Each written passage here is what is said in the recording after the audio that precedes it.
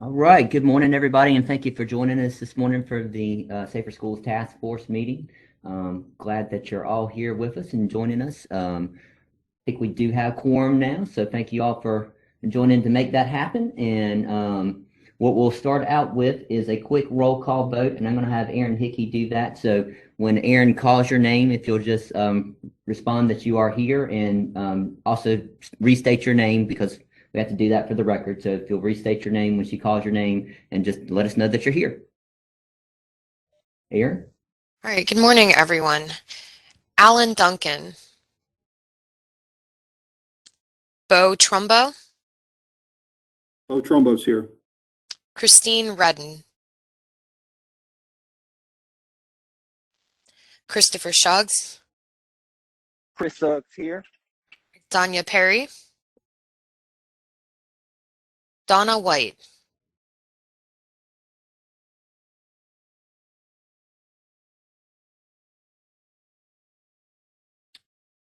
See her on the list, and I just saw her picture a second ago, Aaron. So Donna I White, believe- Representative White? Sorry, I was muted. Representative White is here.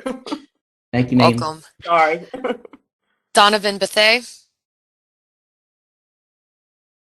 Evelyn Bullock. Yvonne Moore. Yvonne Moore is here. India Williams. India Williams here. Jeff White. Josh Stein.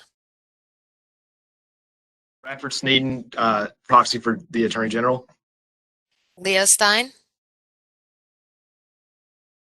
Matt Knight. Mike Deniska. Mike Deniska here. Pat Tillman. Rachel Johnson. Rachel Johnson here. Sandy Bennett. Shalina Copany. Shalana Copany here. Danny Rogers. Stephanie Ellis. Good morning. Stephanie Ellis is here. Vanessa Barnes. And Billy Lassiter. Good morning, Billy Lasser here. Thank you all. Thank you, Aaron. Appreciate it.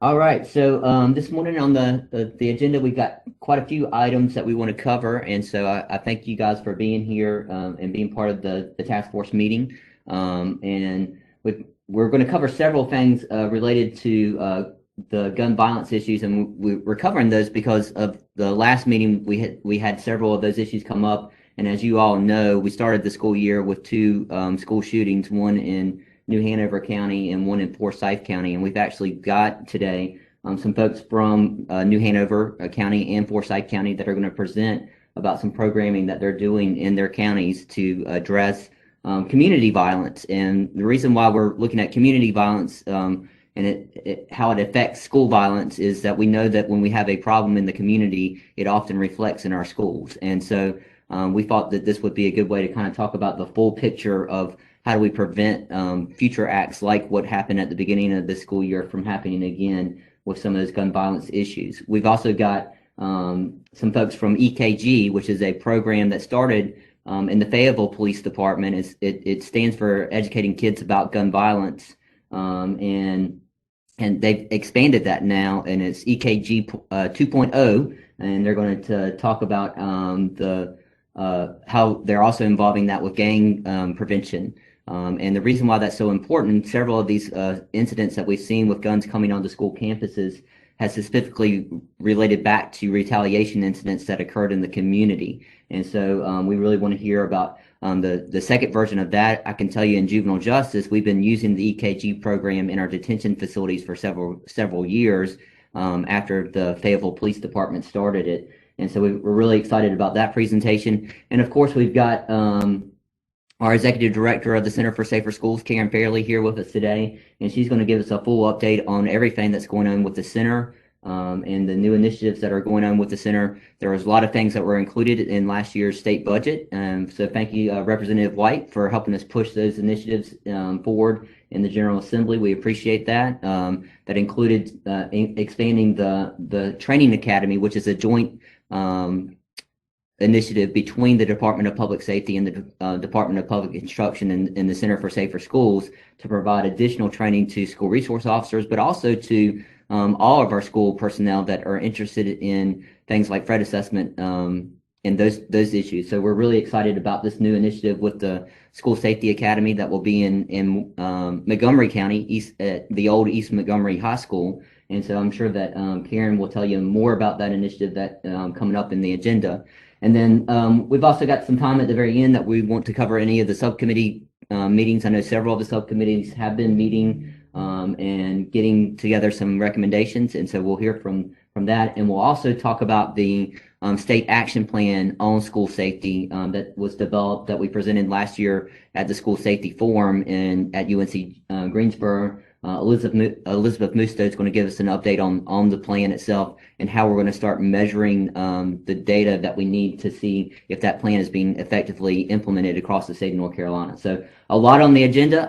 So I'm going to jump right into the agenda so that we can get started and cover these topics. And anybody that has questions or wants to jump in as we're going through, please feel free to jump in and ask questions. But I'm going to start out with Dr. Taylor, who is the Associate Superintendent over at the Department of Public Instruction over student advancement. Been a great partner for us, working with us, and I know it oversees the Center for Safer Schools at the Department of Public Instruction, and we appreciate your leadership over there, sir, and I'll turn it over to you, Dr. Taylor. Okay, so you won't get Dr. Taylor because Dr. Taylor, unfortunately, is not able to be here. He's had a conflict this morning in Charlotte, so he just wanted me to let you know that anything that you need from the department, let me know, and we will support. So his apologies, but it came up last minute. Not a problem. So thank you, Karen. You're a good stand-in for him. So since Dr. Taylor's not here, I'll turn it directly over to you, Karen, to walk us through the Executive Director's report at the Center for Safer Schools. All right. Well, good morning to everyone. We are sitting in our war room because when this is concluded, we have plenty to do. So I want to say our biggest accomplishment, Billy already alluded to, is found in Senate Bill 105, in which the budget provided the Center for Safer Schools $300,000 in non-recurring monies this year and $1.7 million in recurring monies starting this fiscal year. And it's to create and operate a new training facility for school safety. It is the Center for Safer Schools Training Center. And it is in conjunction with the Department of Public Safety. The DPS was allotted non-recurring monies of approximately $4.1 million to purchase and upfit the property. And as Billy indicated, it is the old East Montgomery High School and the great town of Biscoe, Montgomery County. Along with that, DPS received $2 million, approximately $2 million, to secure staff to support the building. And so what we have is the DPS will provide the support for the building and all of the structural issues and the upfitting or the technology, keeping the grounds, the facility maintenance. And the center will provide the training that is needed as it relates to school safety, and of course other stakeholders will provide trainings as well. I want to take this moment to personally thank Representative John Torbett and Representative Jamie Bowles for them leading this effort and all their continued support, along with all the other members of the General Assembly, Representative White, and others who helped make this a success.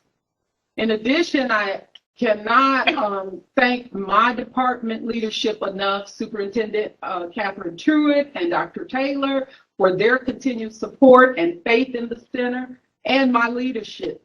Certainly, I want to thank my staff who are putting their shoulders to the plow, getting this work done. Our stakeholders, both external and internal.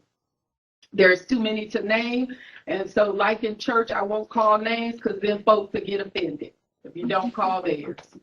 Although some of the support is legislatively mandated, it's a great feeling to know that people want to work with you because of the vision. And so we at the Center for Safer Schools, we are doing platinum vision, not bronze, silver, or gold. We're going platinum. And so in order to do that, we want to create a flagship training center. We are in need of expanding staff, and we have started to do that in order for this to work. And so some staff is here, some are remote. I'll just call them out briefly, and at some future date, you'll be able to meet them, I guess, once we come back to the in-person meetings. Jay Jackson is a retired chief of police. He was previously our school state safety coordinator. Now he is the interim assistant director of public safety. So he will definitely be focusing on us being, he'll be our liaison, for lack of a better term, as it relates to public safety. To my left, we have Lisa Jane here in the office, and you will hear from her a little shortly, but she is the interim assistant director of operations.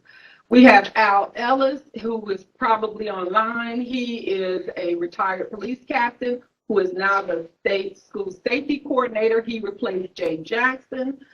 Donna Doherty is a retired educator. She's probably online, who is now our school discipline specialist. Certainly, I don't want to forget the staff that's already been here. Karen Everett is in the office, and she is our school safety and security audit coordinator. Carl Wilkins is our Say Something coordinator. He's here, student engagement. Mike Anderson is our program manager over SARS. He's here. And Michael Wheeler to my right is my program assistant, and he sits at my right because that's what he does. Although we are growing to support the legislative powers and duties of the center outlined in SB 105, we knew we needed help. We needed assistance in the day-to-day operations of this. And so we had a meeting a couple weeks ago with our cross-disciplinary school safety team. These are individuals, as I mentioned, that support the center. They're those external and internal stakeholders, and they will assist us in meeting the mandates that are outlined under power and duties of the center. They work in the districts, and they're knowledgeable about their respective areas. They are the eyes, ears, and conscience of the center. The center, we believe that the best people to tell us what they need is those people. What they know what's working, what's not working in the districts. And so we want to give them the opportunity to help us to serve them better. We're not here to tell them what to do, unless, of course, it's a federal state law. But we're here to ask them, what do they need? What is it that they are falling short on? Because it varies. I mean, North Carolina, I am not a North Carolinian native, but I've been here long enough to call myself a North Carolinian. And one of the things that I like about North Carolina is the diversity. It looks different from, Murphy to Manio or something like that. Maybe I got the wrong. But it looks different. It's a vast state with so many great people with so many different interests. And so we at the center do not want to dictate down what should be done. We want to ask them what it is that they need help with. We are here to provide resources. We're here to provide technical assistance. We are here to provide training in our new training facility. Now, we're still in the process of getting that in a physical capacity, but we're still doing virtual because for the most part, most people are. So we're still looking to provide those services, in anticipation when we'll be able to go into our own facility. So one of the resources that we are providing is free virtual school behavioral assessment training. It is completely voluntary. This is being done with technical support after the training has concluded with one of our partners, the beta unit of the SBI. The training is going to be conducted by Stigma using the Secret Service model, and the first training will be held on Wednesday, the 23rd of February, 2022. We have a lofty goal here at the center because we're hitting that platinum mark, or at least we're trying, right? And we would like to have any districts that want to be trained in creating these behavioral assessment training groups to be completed by December 2022. We are encouraged that with effective and thoughtful intervention, we can support our children who are in need. And again, right now they'll be virtual. At some point, we may do it in person, but I believe that Stigma can handle a large body enough to get the majority of the people that want the training done by the December 22 deadline. And that's a self-imposed deadline. In the area of training and technical assistance, the center is working with Emergency Management, Homeland Security, with Assistant Director Bo Trumbo and his staff to help public school units to submit floor plan schematics for K through 12 in the State Emergency Response Application, SARA. SARA enables law enforcement officers, emergency managers, and first responders to access school floor plans and critical building asset data for emergency response. This data is being leveraged in the School Risk Management Plan tool that uses the collected school business and asset data to facilitate the creation of school risk management plans in a consistent manner. All right, so an update on SARS. So we are moving from the word app to utilize the word system, as I would not want the General Assembly to think that they paid $5 million for an app. It is a system. And we understand that our children in most cases see and hear things first. This system is a great way for them to say something once they see something, with the goal being connecting them with a trusted adult. The crisis center that is in Miami does a phenomenal job in being that listening ear when students are not ready to have that face-to-face conversation yet. We currently have 98 of the 115 districts online with 144 charters. They are utilizing the system, and our recent addition is Charlotte-Mecklenburg, so we're happy about that. We have also trained over 500,000 plus kids. Is that correct, Mike? Yes. All right. So the Say Something Anonymous reporting system, total tips from the inception of November 4th, 2019 through current is 9,784 tips. The top 6 categories for the tips were: number 1, bullying, cyberbullying; number 2, cutting, self-harm; number 3, suicide and suicide ideation; number 4, depression and anxiety; number 5, drug use, drug distribution; number 6, planned school attacks. And as Billy alluded to earlier, from inception, we had 531 tips towards that. But in November and December of 2021, we had 174 just in those 2 months.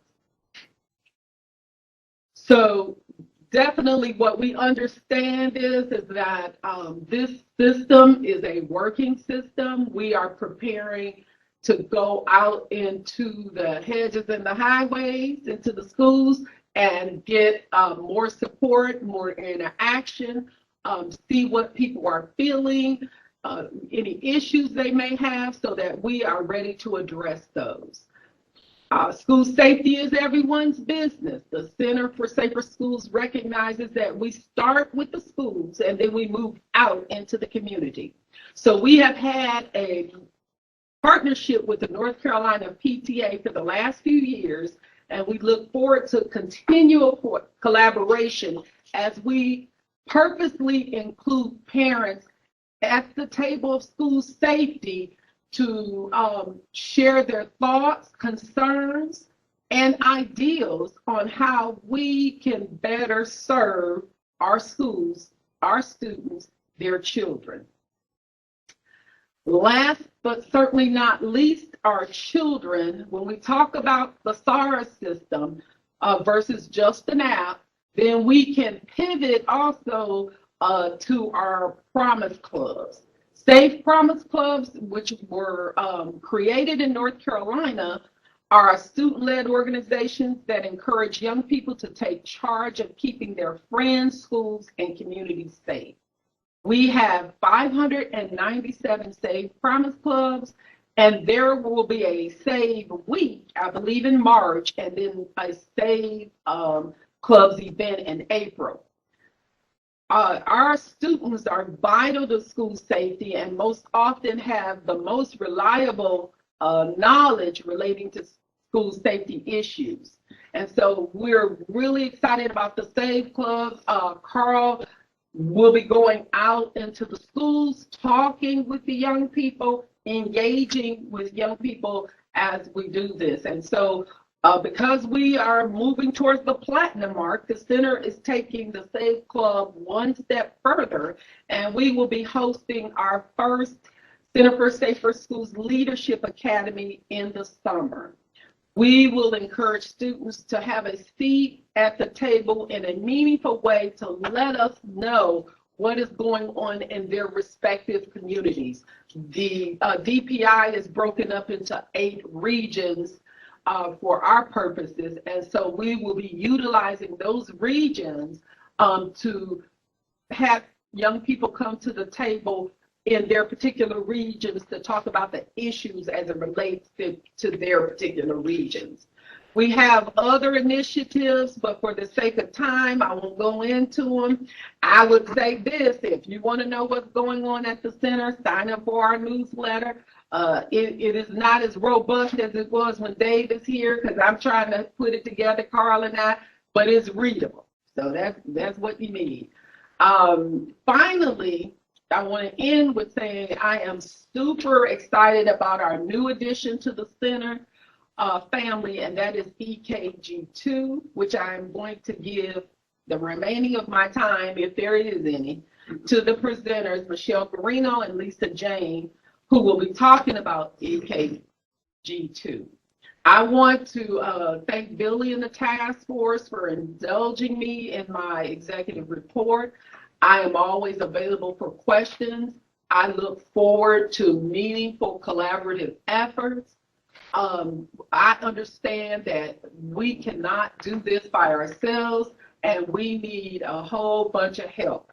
If you have not had a chance to look at Senate Bill 105, go to the bill, go straight to page 87, and you will see that I have they have entrusted me with a monumental task, and the center is up for it. We're going to make them not regret their decision, and we are moving forward, making sure that we put all personalities aside and do what's best for the children of North Carolina, because that is what matters. Any questions from anyone as it relates to what I've said?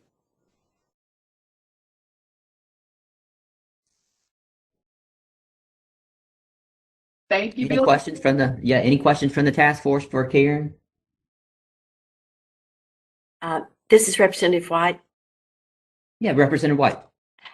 Karen, thank you so much for such a great and thorough report. I really needed to hear all of this. Could you tell us, just remind us of what the 8 regions are for the Leadership Academy? Oh, yes. Well, we break them up. They're Western, Northwestern.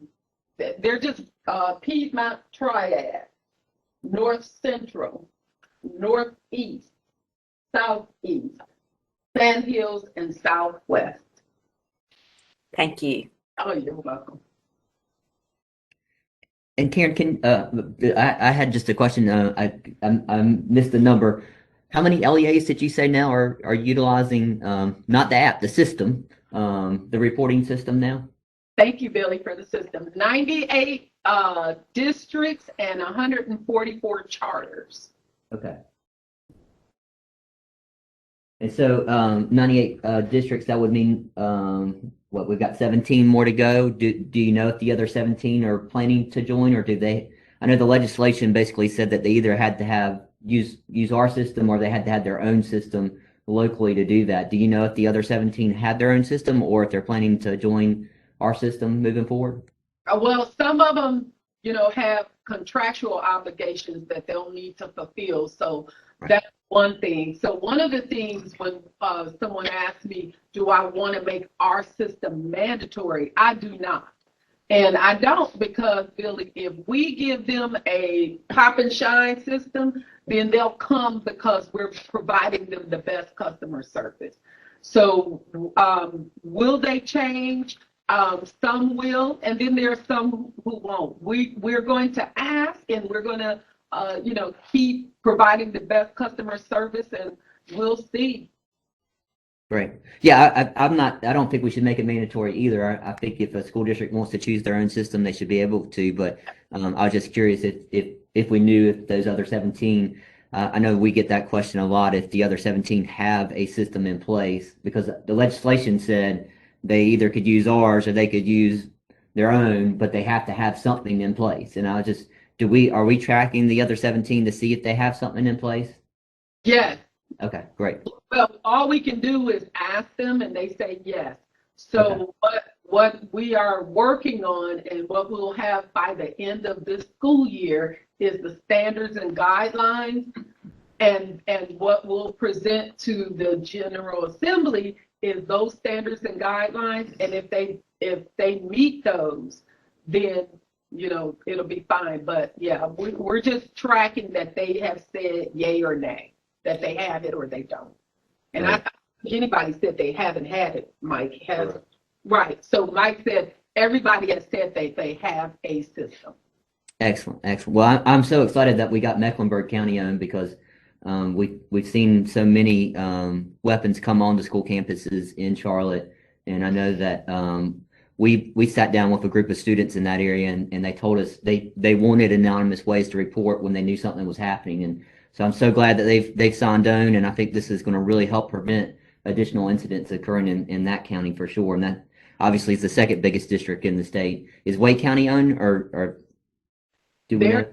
They are not on, but if he serves us correct, they probably will be. Okay, great. Excellent. Well, excellent report, Karen. We really appreciate it, and appreciate everything that the staff is doing. It's great to see the center growing. As the original member of the center back in the day, it's great to see that the center is growing into a great resource to schools and communities across the state of North Carolina. And thank you for an excellent report this morning.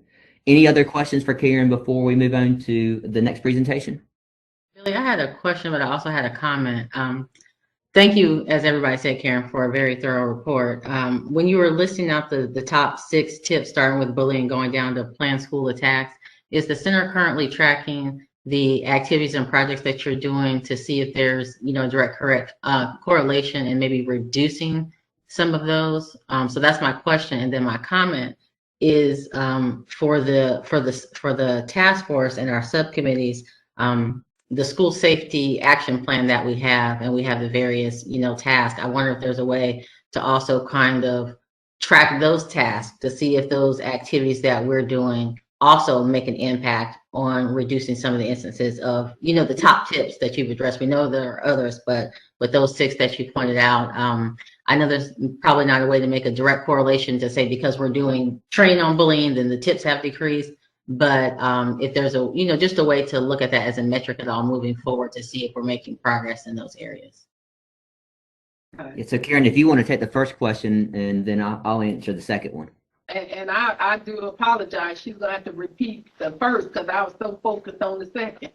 Okay. I was wondering, so it's 2. So the first one is for the center with the activities specifically that the center is doing. Because I know you guys have your own activities and projects that are separate from the activities and projects that are happening within the subcommittees with the school safety action plan. So with the activities specifically that the center is doing, are you guys currently in any way tracking to see if those activities or projects are making an impact on reducing some of the instances of the top tips that you talked about? Yes. And so what we use as a guide is legislation. So, the thing of growing the center is a new thing. And so we had limited staff. So what we had to focus on was the things that were legislatively mandated. And so, yes, those things have been tracked. So now that we're expanding, which is very new, just since we came back from Christmas break, we are tracking what we see as tips, the higher category ones. We're tracking, what we can do, and we're not just us. We are now utilizing our internal partners. So we have divisions within DPI that are better equipped to handle some of this, and so we're connecting with them to help us get that done. Did I answer? I'm sorry, Billy. I think it would be interesting in the future if we had the opportunity to dig a little bit deeper into the tips. Like, for example, number 4, you said depression and anxiety. If we have the ability to, I don't know what the data looks like, to see more in detail what that looks like. Is it depression and anxiety around COVID? Is it depression and anxiety because kids are coming back in person? They haven't been. Are there things happening at school? Because the more detail we have, the more targeted we can be in our interventions, for example, with mental health. And so, again, I don't know if that's something that the data would be able to tell us, or these are just some large clump categories. But if it's possible, I think in the future, as we have the resources and time and people, it would be beneficial to be able to dig a little bit deeper and pull out some of those details so we can just be targeted. Yeah, I agree. And we are working with the internal healthy schools to help with that. Yeah. So we're doing the best, and we'll get with the Sandy Hook Promise people to see how detailed we can get. And I know these are I know you guys are doing so much with the limited staff, and I appreciate all you guys are doing. I'm just kind of thinking, in the future, the things that we can kind of keep on the table that would be important, next steps in the future. Yeah, thank you for that. Thank you, Karen and team. And Rachel, to answer your second question, Elizabeth is actually going to give us an update on the state action plan at the end of the meeting, towards the end of the meeting, and talk about future plans about how we can measure data as far as success of those goals that were in the state action plan. So she'll give us a full update on that. All right. Any other questions for Karen before we move on? One last chance Billy? here. Yes. Billy, this is Yvonne Moore. I'd like to say something to Dr. Fairley. Dr. Fairley, I'd like to just say that even as a part-time school social worker, the guidance counselors and the school social workers are required to do monthly reports. And what we have to do is we have to log down when we assist a student with bullying or suicide or anxiety, as Rachel was mentioning. It might be a good idea to connect with the student support directors in the counties, and they could also send in a report at the end of the year, because we have to turn in monthly reports, saying what we're doing in the schools as far as helping with these tips. So that could be one way of tracking as well. Okay, yeah, that's fine. And so what I'll do is I'll contact our liaison here in DPI. We have a social work consultant and a counselor, school counselor consultant, and ask them to help with that. So thank you so much. Yes. Yes. Thank you. Thank you for your fine job. Thank you. Okay. Thank you, Yvonne. It's good to see you. So next up, we've got a presentation on EKG, which, as I stated earlier, was actually EKG 2, the 2.0, the newest version of educating kids about gun violence and gun violence prevention. And so we're excited to introduce Lisa Jane and Michelle Garino. And most of you that have been on the task force for a while know Michelle. Michelle was a member of the task force for many years, and so really excited for her to come back and present for us today. Michelle is also a professor at NC State. Go Wolfpack, like that. And she also helps us get some interns here at Juvenile Justice. And so she's had several of her social work students actually come over and be interns for Juvenile Justice. So greatly appreciate that partnership over the years that she's helped provide. And then Lisa has just joined the Center for Safer Schools. So I don't know, Karen, if you would like to introduce anything or talk about Lisa's new role at the center. And then Lisa and Michelle, y'all can take it over if once Karen gives a brief introduction of what Lisa's new role is at the center. Oh, okay. Well, this is off script, but so one of the things, if the task force doesn't know, the previous executive director was Bo Trumbo, who's on now in the seat at DP, so we're at DPS. And I served to support Bo as his right hand when he was here. And Bo owes me for life. So in one of our mentoring conversations, he told me, Karen, you need a Karen Fairley. And so that is who Lisa is. She supports me in the administrative things that I have to do. We are constantly looking for federal funding to support our districts.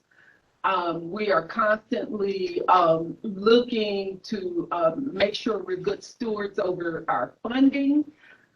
We are always looking for ways to improve our administrative flow.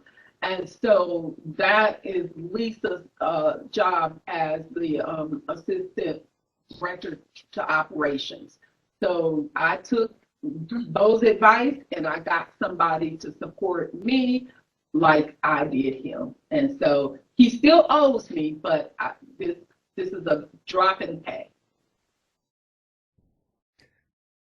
So Lisa and Michelle, I'll turn it over to you guys, and I will just say, like I said before, we've been using EKG in our detention facilities for the last several years, and then we last year, when a lot of the school districts went to virtual learning, it gave the school resource officers an opportunity to look at things they could do in the community with kids, and we actually used the EKG program, trained several school resource officers across the state. So that they could actually use the EKG curriculum and go into community centers in local communities to teach the EKG curriculum while kids were in the virtual setting. So I'll turn it over to Michelle and Lisa to tell us a little bit more about EKG and what it's all about. Awesome. Well, good morning. It's good to see you, Billy, and it's so good to see so many familiar faces. I miss seeing you guys. And for those of you who don't know me, I serve as the Director of Program Development for Gang Free North Carolina, which is an entity falling under North Carolina Gang Investigators Association. Why we're here today, I'm going to tell you the why we're doing EKG2, and Lisa's going to give you a little bit about the how. So for any naysayers that may be here today, we have gangs in North Carolina. We actually have a gang presence in all 100 counties in North Carolina.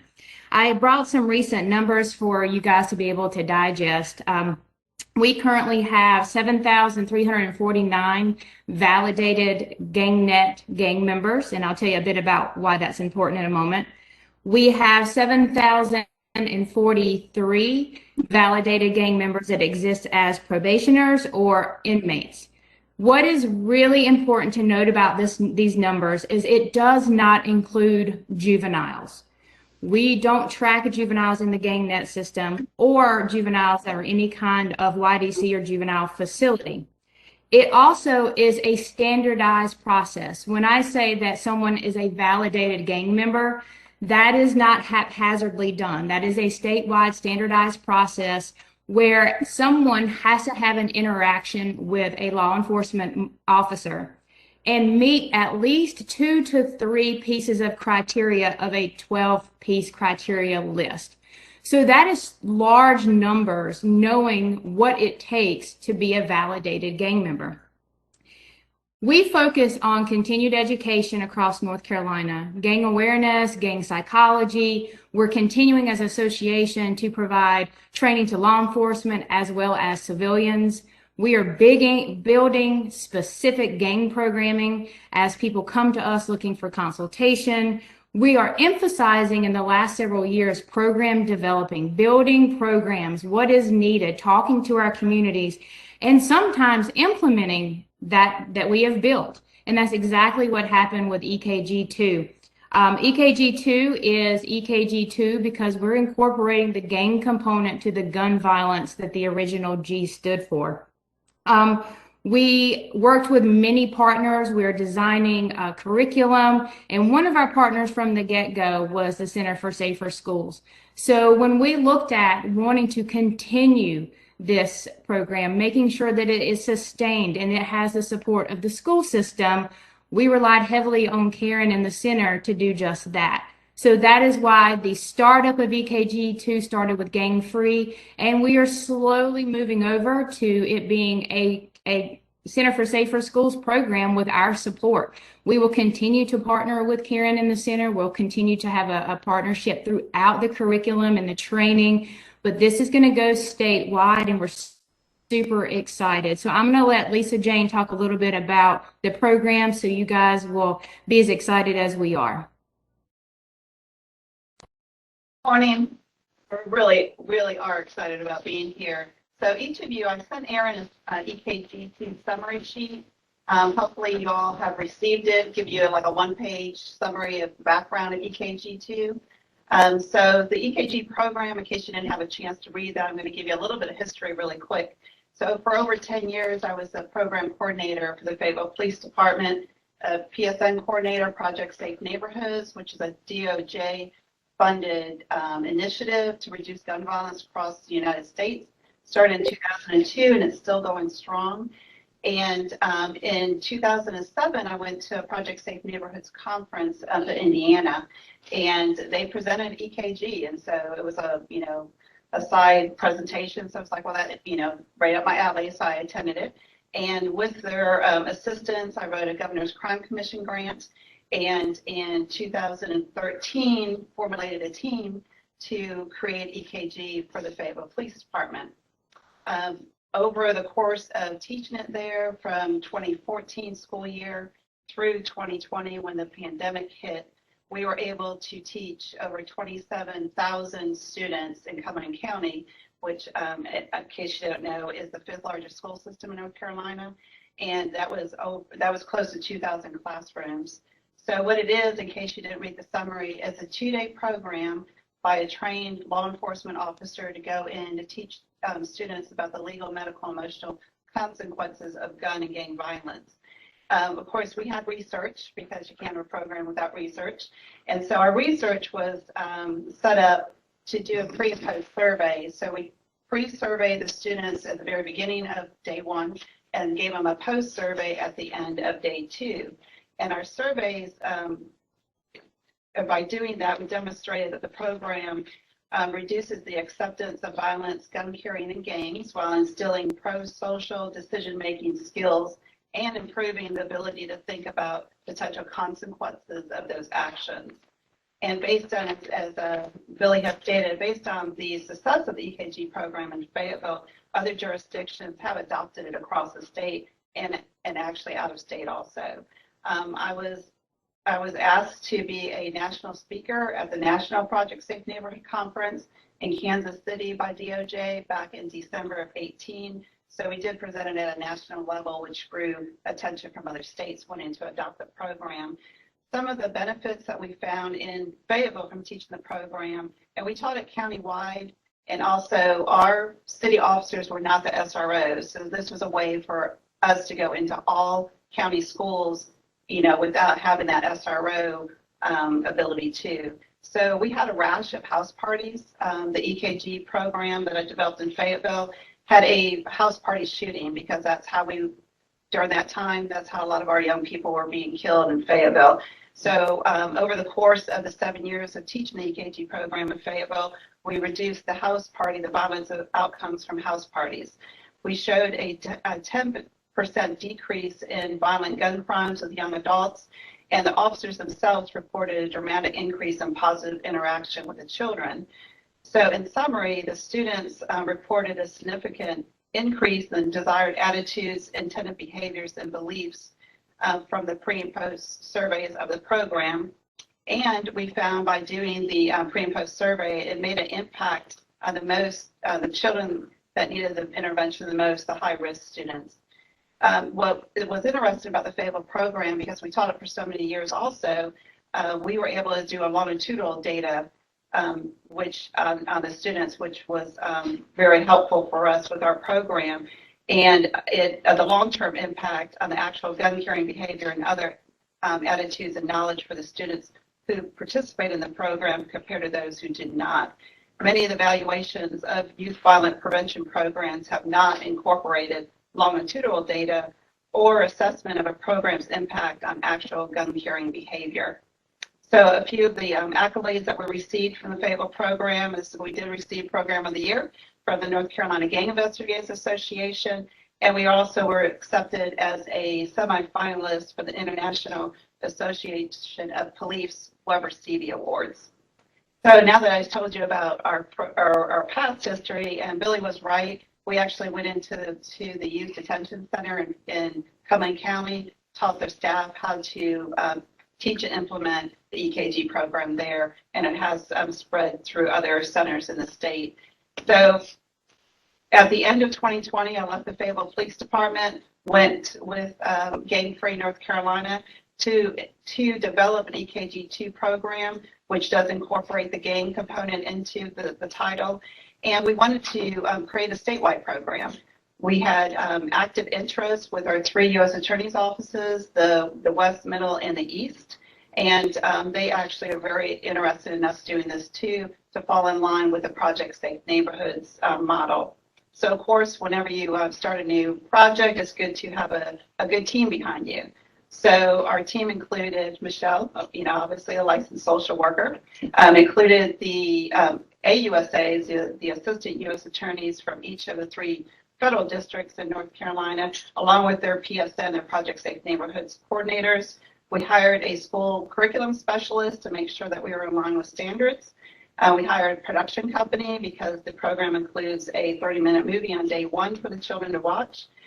We include research, executive law enforcement officers, gang detectives, and of course, Ms. Fairley, the executive director for the Center for Safer Schools.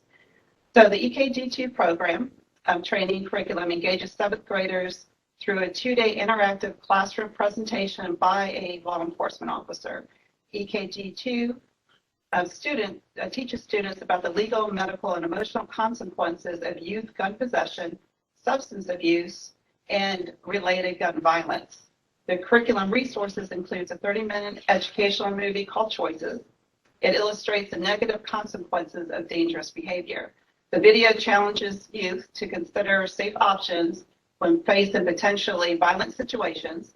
EKG2 normalizes discussion of a once taboo subject and builds relationships between students and law enforcement officers. And I'm sure Michelle could probably expand on how many schools, will say we have no gang problem at all.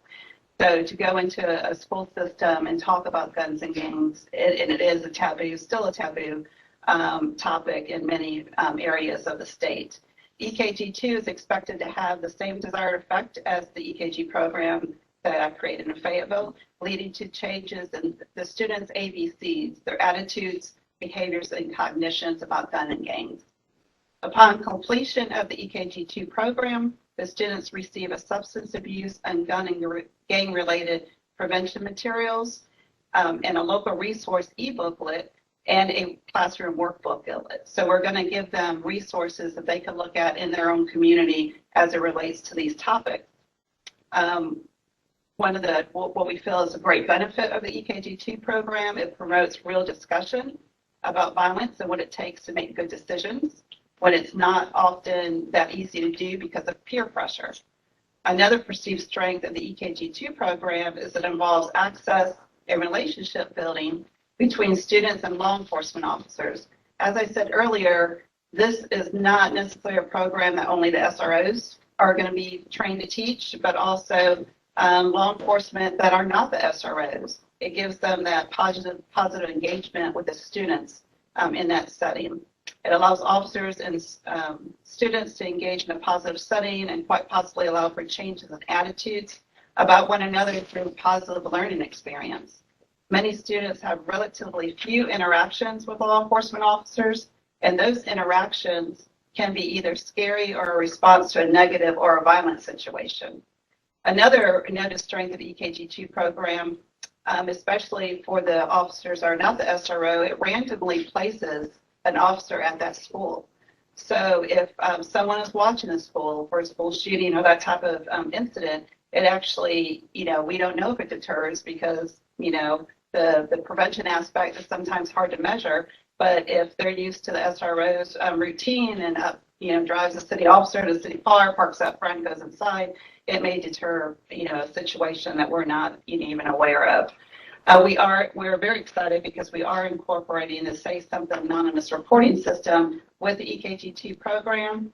And we're starting off with, as I said earlier, we have support and grant funding from the 3 U.S. Attorney's offices, and we're allowing them to choose 4 sites amongst their districts. So we will start out with 12 pilot sites to begin with. And we also are in talks, with teaching it throughout the youth detention centers too. We're excited about that within our first year. And Michelle, do you want to add anything that I may have overlooked? No, but if anyone has any questions, we'll certainly have some time for that.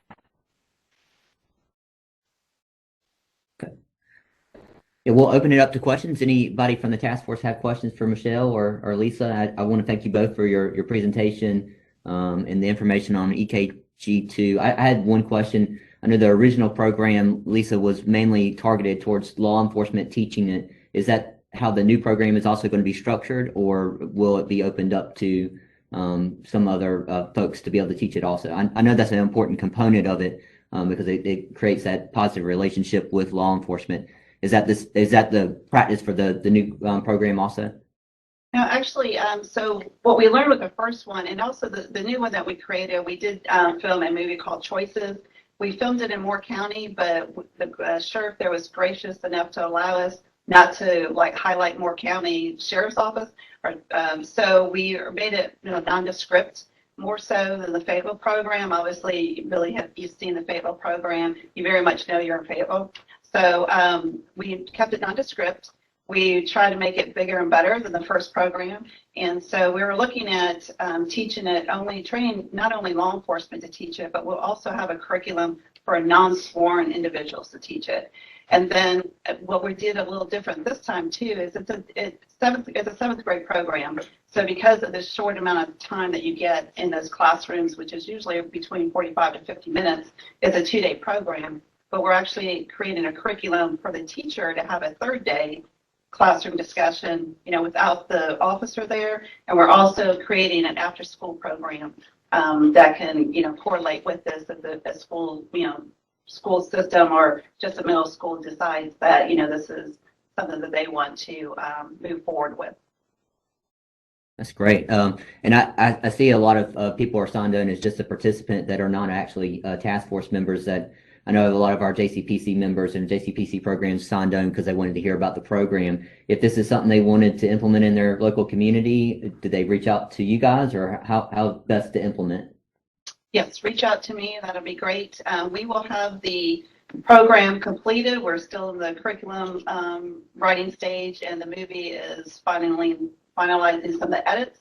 So we hope to roll out, have the final product done by the end of March, and roll out the training in the spring. So, I'll start putting people on a list. We will have to, we will definitely go into those 12 pilot sites, but the detention centers, yes, so they can contact me directly, and we will get them lined up for training.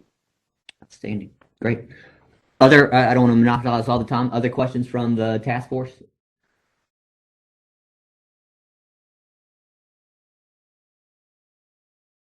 Okay, not hearing any. I want to thank both of y'all, Michelle and Lisa, for your presentations today on EKG2. Exciting new tool that will be in the tool belts for law enforcement and for our school officials across the state of North Carolina to have these important conversations with our kids about why we shouldn't be bringing weapons on the school campuses. So thank you so much for what you're doing, and thank you for the working on the curriculum. So this time I'm going to turn it over to our next presentation, and that's to talk about a couple of the community initiatives that are going on across the state of North Carolina. And I'm going to start with the one in Winston-Salem, Forsyth, and that one is going to be talked about by Rich Smith, who is our area consultant for our JCPC programs in Forsyth County. He covers that area and several other counties in the Piedmont area. Stan Clarkson, who is our juvenile court counselor, chief court counselor in Forsyth County, and then also Eric Johnson, who is with CURE, Violence Prevention Program, and the initiative that they're working on together in Forsyth County. So I think Stan or Rich is going to take the lead and then bring Eric into the conversation. So I'll turn it over to you all.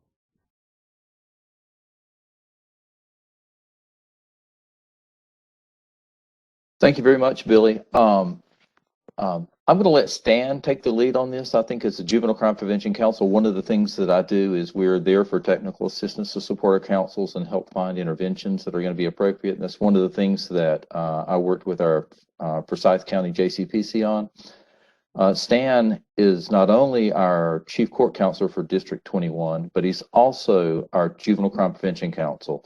And he's developed a stellar PowerPoint, and I'll be his color commentary and mute myself. Yeah, we'll just I'll just go through this relatively quickly because I'd like to give Eric a chance to talk a little bit and elaborate. But to give you the background, in Winston-Salem, we were very alarmed by what was a surge in violent crime, even culminating with the school shooting, which was largely community conflicts that spilled over into the school system. And at that time, there were assorted efforts to address the issue, and they were operating in uncoordinated, in silos. Some were in the county, some were in the city, some were grassroots. And if we were going to address the issue of community violence, we needed to do this in a coordinated and a strategic approach so that we use community partnerships. So one of the things that we realized in our community was the membership structure of the Juvenile Crime Prevention Councils was perfect as a launch pad for developing steering committees. We have the essential community players at the table to talk and plan and discuss this. So we needed to develop a steering committee that was going to really cover things well for us. And so we were very pleased to get the school superintendent, police department, the sheriff's department, county commissioners, city commissioners, and we brought in adult probation. And because Cure Violence Model also has a hospital response component, we were very gratified to get a lot of support and a lot of buy-in from our local hospitals. Winston-Salem's home to Wake Forest Baptist Hospital, Atrium Health, and Novant Health, and they both have trauma centers and ER centers where sometimes violence spills over even in the waiting rooms. And so we got a very, very good group of people to plan this out. And as we were looking towards initiatives, we discovered the Cure Violence Global Model. The reason why we went towards them is because they were one of the initiatives that's backed by research. It's evidence-based, and there's lots of research to support the initiative. Most notably, I'm sure several folks are familiar with Jeffrey Botts from John Jay College, and he's done extensive research on the impact of Cure Violence in the New York area. So just to give a quick overview, the Cure Violence approach is a public health approach to crime. It's a different paradigm. So you use the models of disease control to combat community violence by detecting and interrupting conflicts, by identifying the highest risk individuals and changing social norms. That's the bread and butter to it. So in detecting and interrupting potentially violent conflicts, they'll use trained violence interrupters. These have to be credible messengers, people who come from the community, are trusted by folks in those target areas that they can work with to mediate conflicts, prevent retaliations. Because what we tend to find a lot of times, these drive-by shootings and things like that, they're retaliatory. Conflicts escalate and people seek out retribution on those things. And if you can intervene to mediate those conflicts and keep those conflicts cool by people in the community that are trusted, it can really pay great dividends. So you have to identify your highest risk areas, your highest risk individuals, and work to change their behaviors. And a lot of that requires some social worker coaching and some working with providing treatment and changing behaviors. In addition to that, you have to have a response every single time that there's a shooting. You have to mobilize to change community norms through public education efforts, through community events, through getting the buy-in from local church leaders, Mama so-and-so who lives down the street that everybody knows, that's, a respected person in the community. So we enlisted the police department and their crime analysts to find our target areas. And this was the point at which we started to bring in the Cure Violence people. And Eric and Brent Decker and all those folks are just fabulous to work with. And we needed to find the target areas. So we worked with the police department. They did some heat mapping. And you can look at this. And if you think of it medically, you can see where some of the cancer is at. The heat maps can show where the highest concentration of violent offenses are. And in Winston-Salem, it's no doubt the Police Beat 222 Cleveland area projects has the highest level of homicide and aggravated assaults.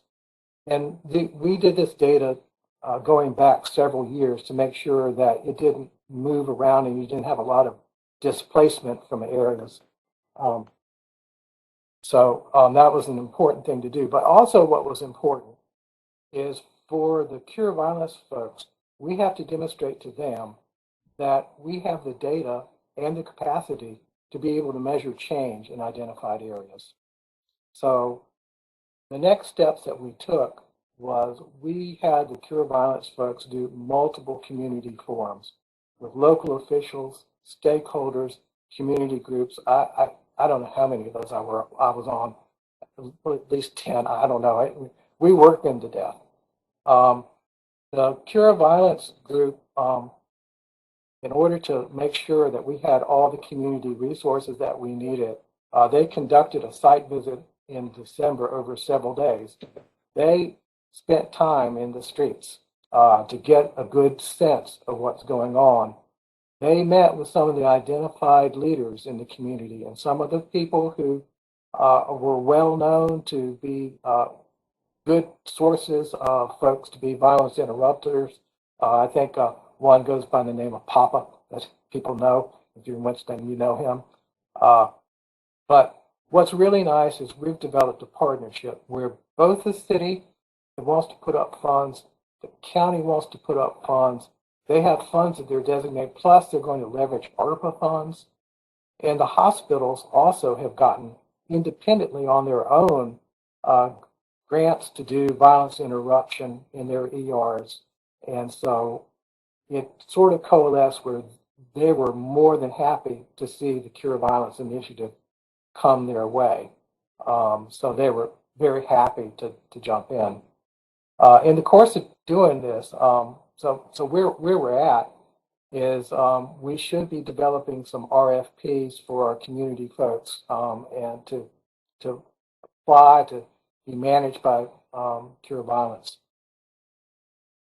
A couple lessons that we learned in starting to do this approach One, it's very important to manage community expectations regarding the scope of Cure Violence, because the Cure Violence Initiative, they are in a concentrated, defined geographic area, and you shows the success in that area.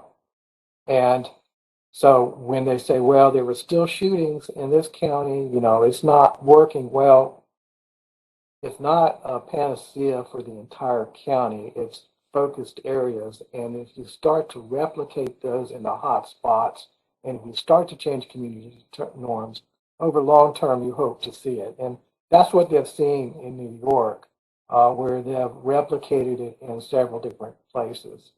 The other thing that we found is sometimes it can be a little uncomfortable with law enforcement agencies because you have to clarify your roles.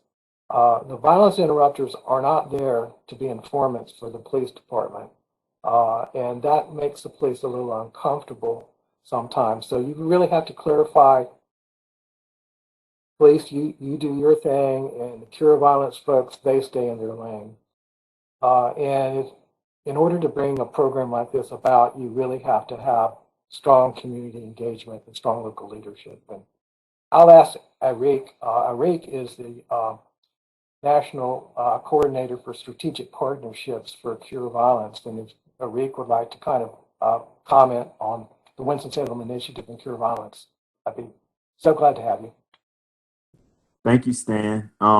Yeah, I mean, you definitely summed it up well. I think that the one thing that I will add is that, you know, what we learned in our assessment is that you guys definitely have what it takes. I think a lot of times communities are a little unclear when we get to talking about bringing Cure Violence.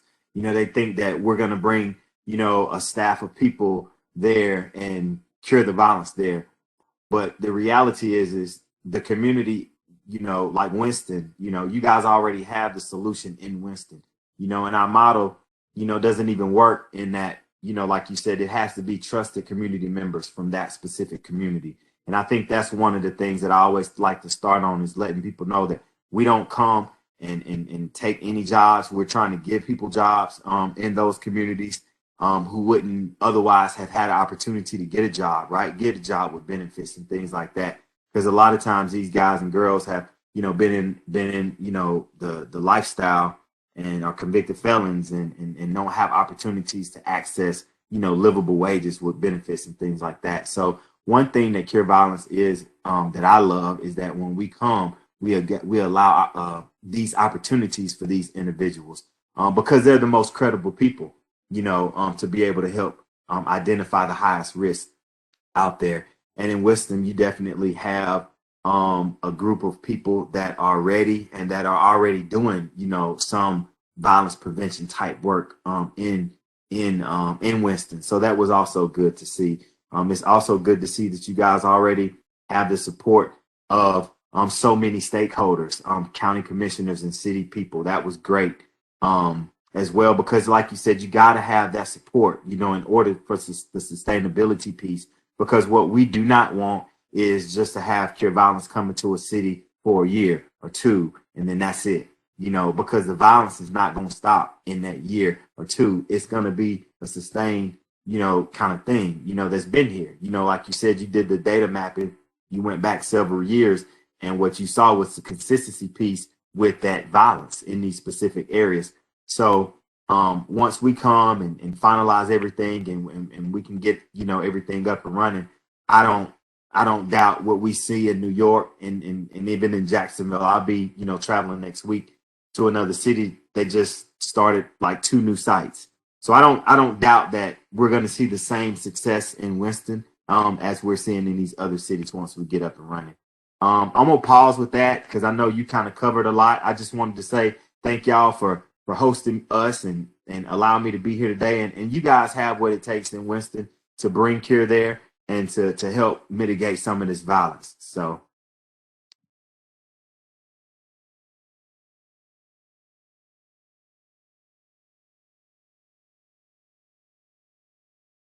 Well, thank you, Eric and Stan and Rich. Anything else from Stan or Rich before we turn it over for questions? Or Eric? Billy, one thing I'd just like to say is that this doesn't, bringing Cure Violence really doesn't look like a JCPC responsibility. And this really grew out of our gang assessment when we started doing that, trying to address it in juvenile. And we pretty quickly realized that there weren't a lot of resources to address some of those gang-involved youth that were on, or gang-involved young folks that were on adult probation. We pulled in our JDM to make sure she was there. We made sure that our gang assessors interviewed the probation officers that were specifically working with gang members. And this is where it started pointing to this. And so it's taken us, Stan, 2 years to kind of get to this point where we've been building that collaboration between the city and the county to make it sure it's a county-wide effort. We've done a lot of outreach to Jim Stute in Durham, looked at their gang intervention, gang steering committee down there, and looked at the Cure Violence there. We've reached out to Greensboro, which has Cure. We've reached out to Charlotte Mecklenburg, which is just starting Cure, to make sure that we understood. And we wanted to, our county commissioners are committed to finding a solution, as are our city council folks. But it's taken a while to get there and build that collaboration. There are a lot of elected officials that were saying, we need something now. And we decided to find an evidence-based model that was proven to be effective, that we knew would have long-term effects. And it took that time to invest in coordinating those relationships and make sure that we have the support from both the city and the county. We're still going through I think yesterday, the county commissioners were having the final vote on, do they want to support Cure? Monday night, it's going to the city council public safety committee for them to see if they want to move forward with it. So we're still in that kind of approval process. The assessment is exceptional. So I just want, it's not just something that just happens. It's taken a concerted effort and a lot of time, energy, and effort, both by Cure Violence and Stan, the executive committee for our JCPC, our deputy county manager, Chantel Robinson, and our deputy city manager, Patrice, boy, I'm forgetting Patrice's last name, Patrice Tony. So that's all I wanted to add. Thank you, Rich. And the reason why, again, we wanted to highlight this initiative, just like in New Hanover, the school year, as you all know, the school year started with 2 school shootings across the state of North Carolina, which it was extremely disconcerting, obviously, to all of us that have young folks that are in school, like I do. I have 2 girls that are in school and a wife that works in schools, and just not an unnerving way to start the school year. And so I know I had already started working with Winston-Salem after they had seen a huge uptick in the number of guns that were coming into the community, that were being used by juveniles in the community. And several of the legislative members and county commissioners had called our office to see if there was something that we could help with.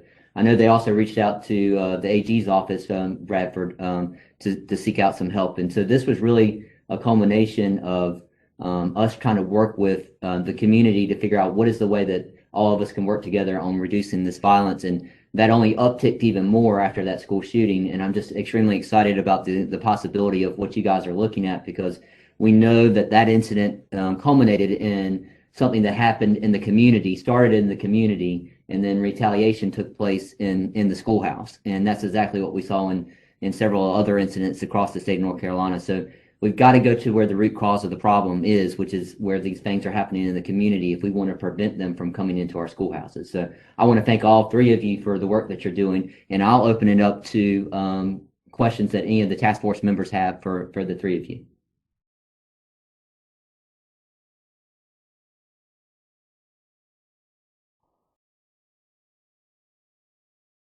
Right, I'm not hearing any, so y'all must have done a great job of covering it all. I appreciate it. And so next, I want to call on Miss Bradley, who is the Assistant County Manager for New Hanover County. I was about to say schools, but it's just for the county as a whole.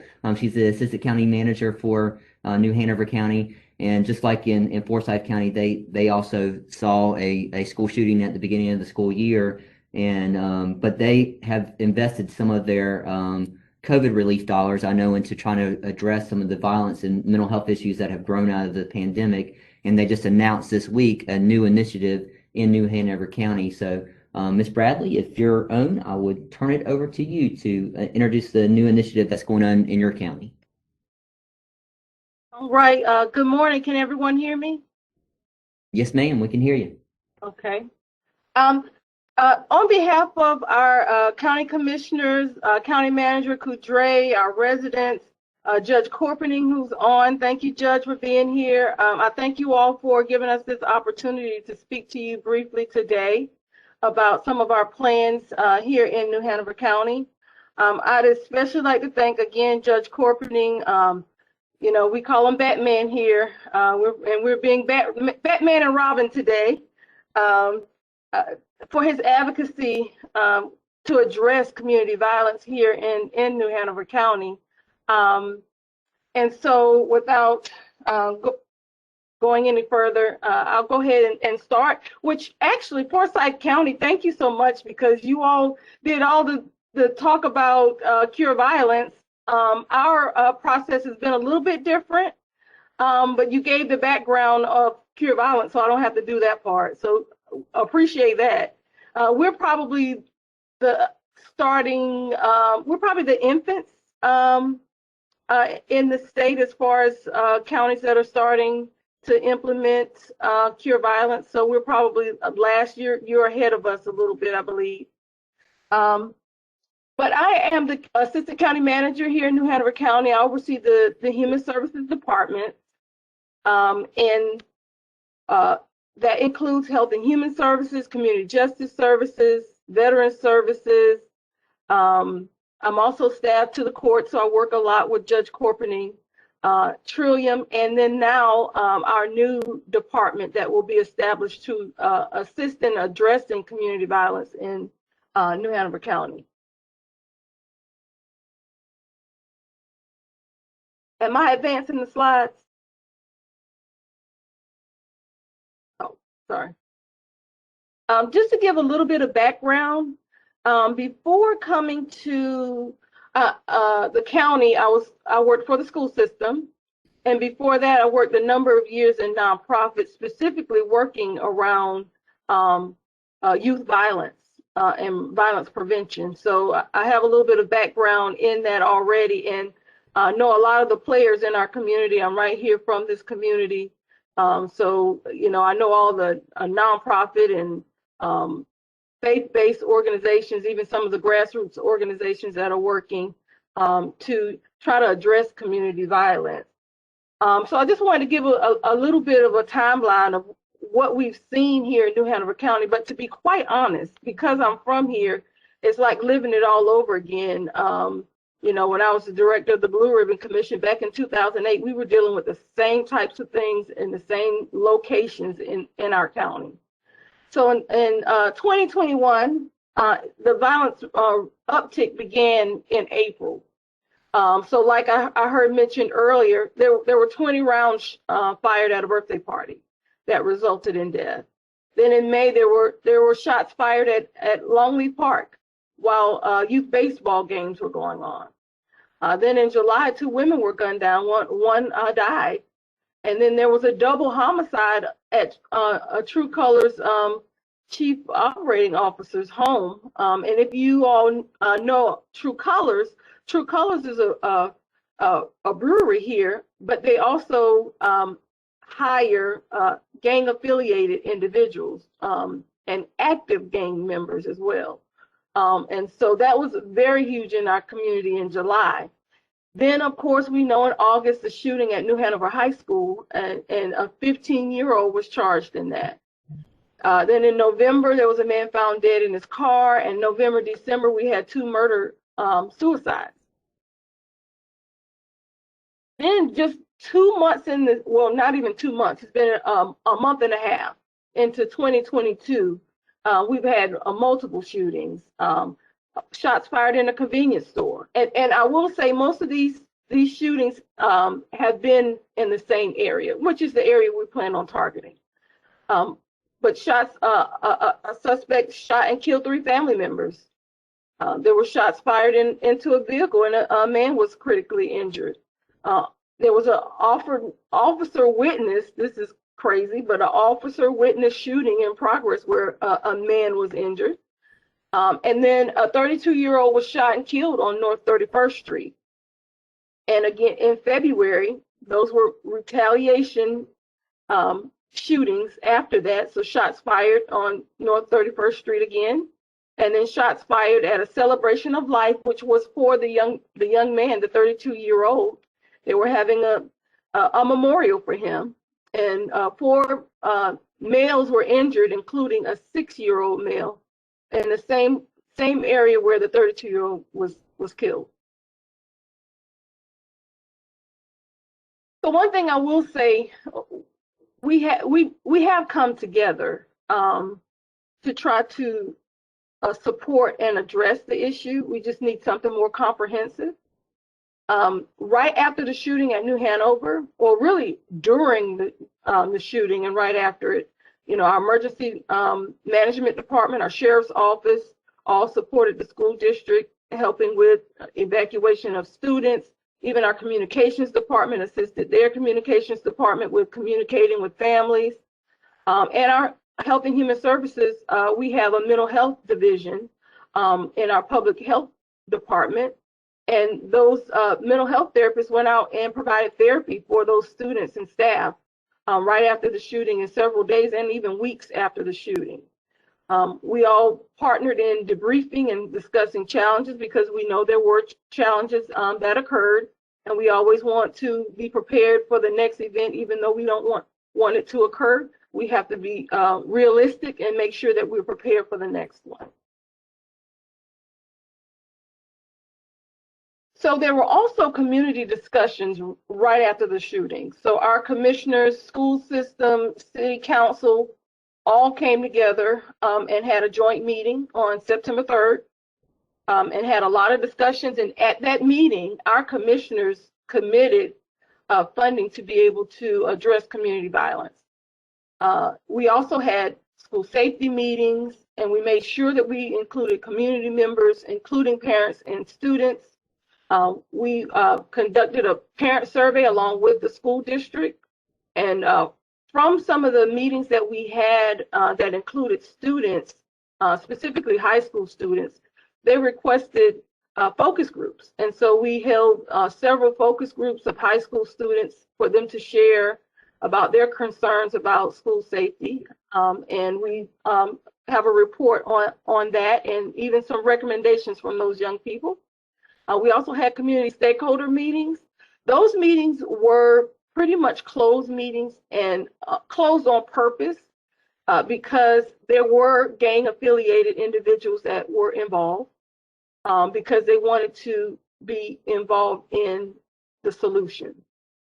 And we wanted to make sure that it was confidential, and they felt comfortable being able to share and be a part of the process. And then we had a number of internal county planning meetings. After every meeting, we took back what input that the community provided to us.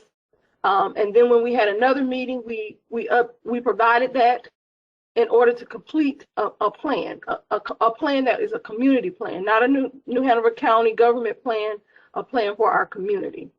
And then we also, as Forsyth mentioned as well, we had discussions with Durham County. And actually, David came down and spoke at one of our community stakeholder meetings. So what came out of it is, in October, we went to our commissioners with the plan. And the original goal was, I'm not sure if you all are aware, but New Hanover County sold our hospital. New Hanover Regional Medical Center was a New Hanover County hospital, and we sold it to Novant. And the original request to our commissioners was to use part of that $350 million from the sale of the hospital. And our commissioners wanted us to go back and look at if there were some other pots of money that we could pull from, so that once we ran out of those funds, then we can go into other coffers. And so that's what we did. And we went back to the commissioners in January, and they approved 39.5 million through 2025. And we'll be using American Rescue Plan dollars, fund balance, escrow interest, so that's interest from the funds from the sale of the hospital, and then organic revenue growth. Because we wanted to make sure that we, again, like Eric mentioned, this wasn't something that was 1 or 2 years. This is something that we tackle longitudinal, and it can't be something that is just an overnight thing, because this did not begin overnight. It's been something that's been happening for some time in our county.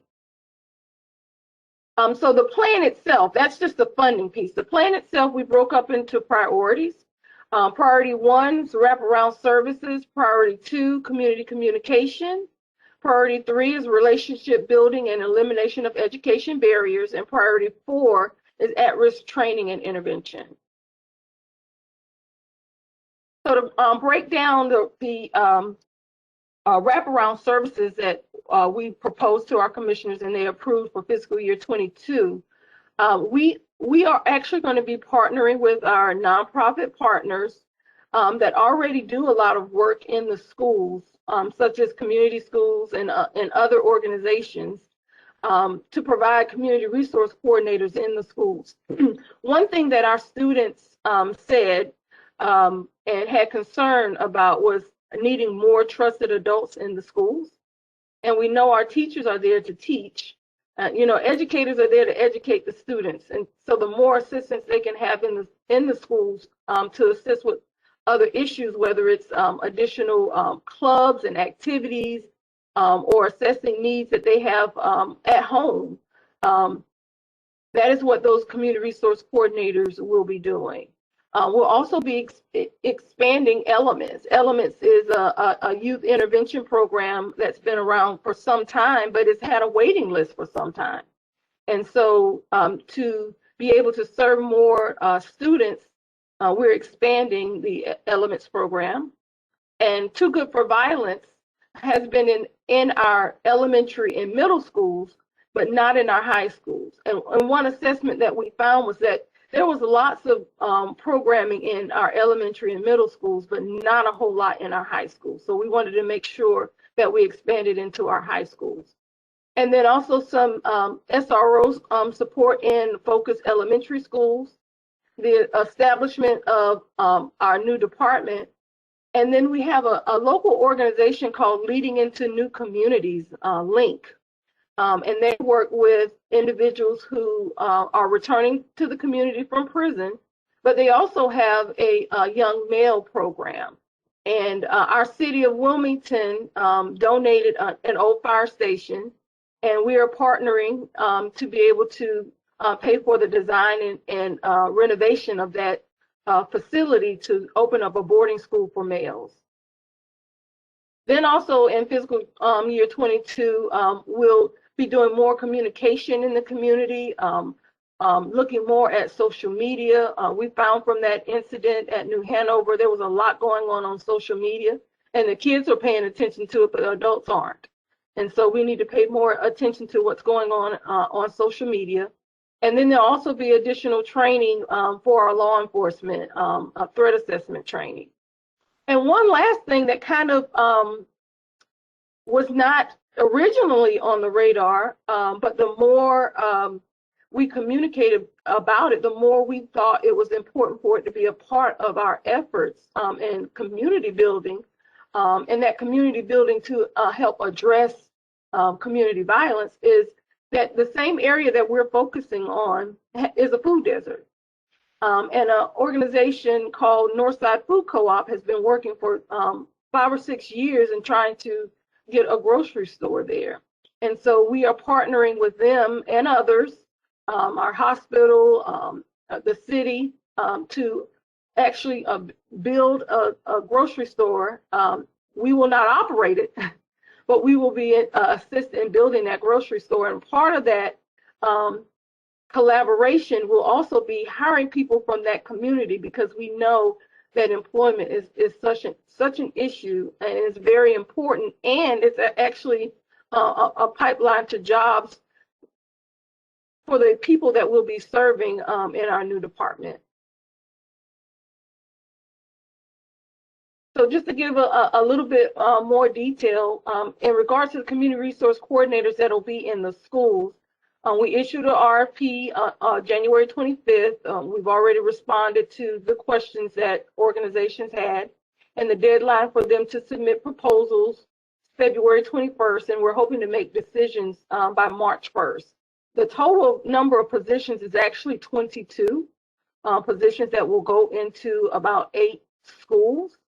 Some schools will have one, some will have multiples based on school size and the need in the school based on free and reduced lunch and other factors. But we're really hoping that some of these organizations will come together and write collaborative proposals. We know that one organization right now doesn't have the capacity to hire 22 people. But there are some organizations that focus on elementary age school children, middle school and high school that can come together and write a collaborative proposal.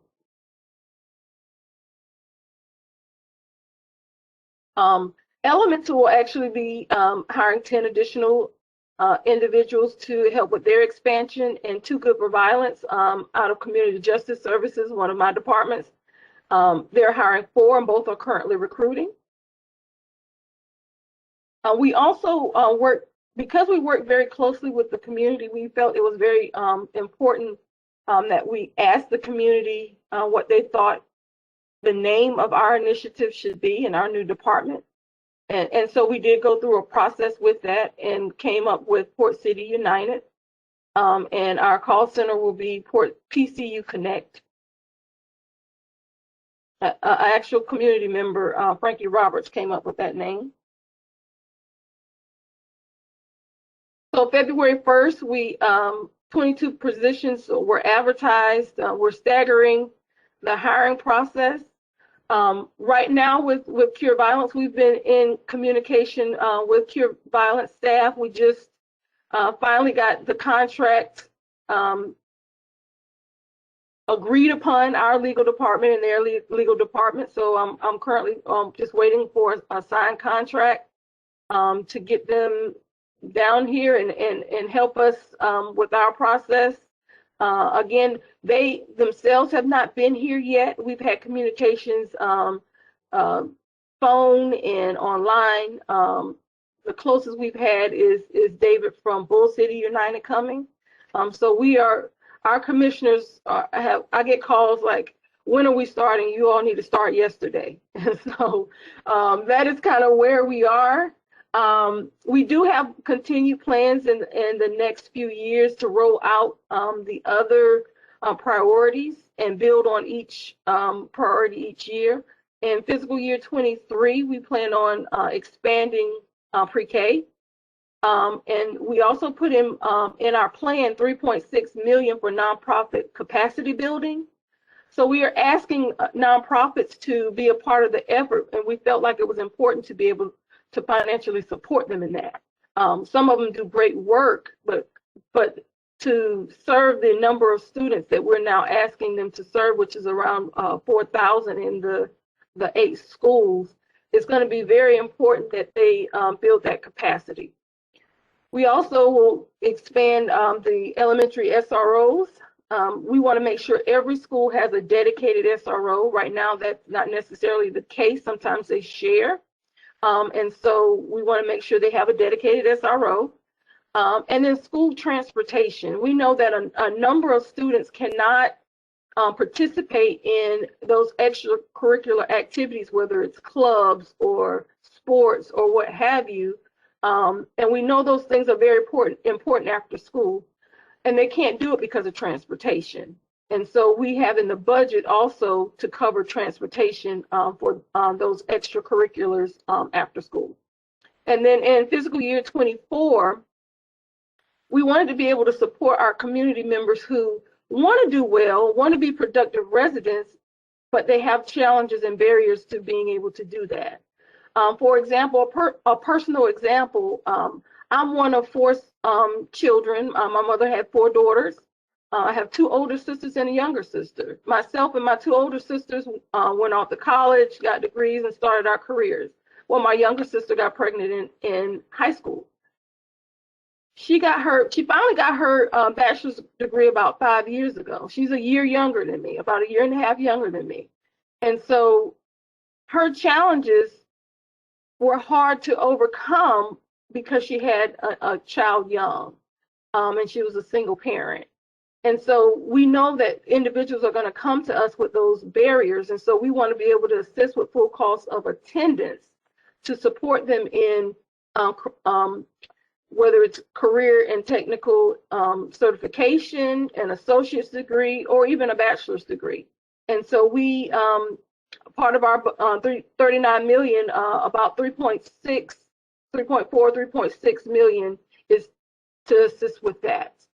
And then in fiscal year 24, the capital and operation costs for Links Boarding School for males.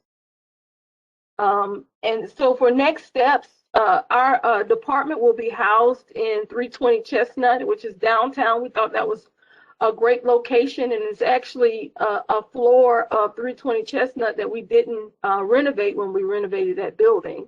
And so it's in the design phase, and hoping to begin those renovations within the next 3 to 4 weeks. And again, we'll be selecting the community resource coordinators through the nonprofits proposals. We'll be hiring and training Port City United staff. We'll make sure that there's a 3-party MOU between the New Hanover County Schools, New Hanover County, and the nonprofits that'll be having the community resource coordinators in the schools. And then we'll also reconvene everyone who wants to be a part of the effort, but the students, the parents, community-based organizations, school system, et cetera, under the umbrella of Port City United. And that's pretty much where we are. We haven't started any implementation yet. We're just at the very beginning. But we're very excited and ready to get our Cure Violence staff here in New Hanover County to help us get us on the road to addressing community violence. Excellent. Thank you, Ms. Bradley. Excellent presentation. And if only every county had a hospital to sell, so they could invest those resources back into our community. So what an awesome project, and it really looks like that you're attacking each element of where violence comes from in the community. So I did want to call on Judge Corpening because I see he's online also. Just to if you have anything that you would like to add to the conversation, Judge Corpening. I'll just add that this is really a community initiative. The county leadership has been very intentional in involving folks, not just across systems, which we're sort of used to working with, but involving the community itself and community organizations that are grassroots organizations. I've been to a number of the meetings. They have been facilitated by county staff.